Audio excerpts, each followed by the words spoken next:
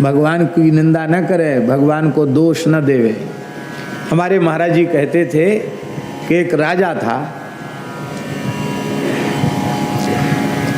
गया था घूमने फिरने सैर करने, तो एक खेत की मेड़ पर बैठ गया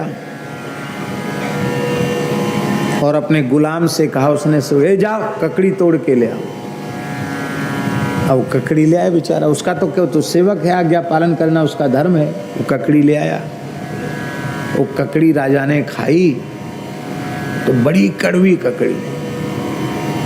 कोई कोई देखा होगा लौकी कड़वी ककड़ी बहुत कड़वी होती, बहुत भारी कड़वी। तो राजा ने खा करके एक ग्रास खाया, थू थू करके थूक दिया, कुल्ला किया, और उसे ही खाई हुई ककड़ी उस गुलाम को, खा जाए इसको।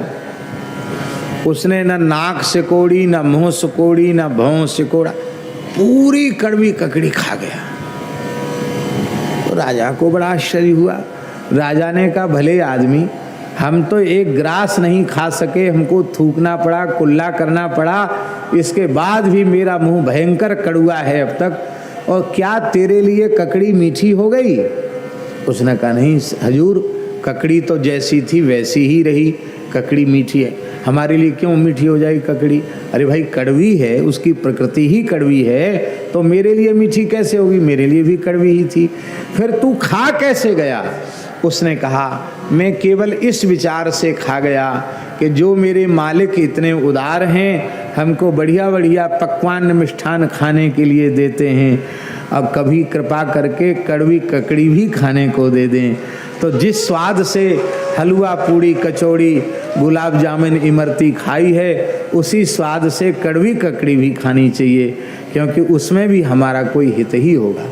तो महाराज जी कहते थे कि एक गुलाम अपने मालिक के प्रति इतना कृतज्ञ हो सकता है, तो हम श्री ठाकुर जी के सेवक हैं, उनके दास हैं, हमें भगवान के प्रति कितना कृतज्ञ होना चाहिए।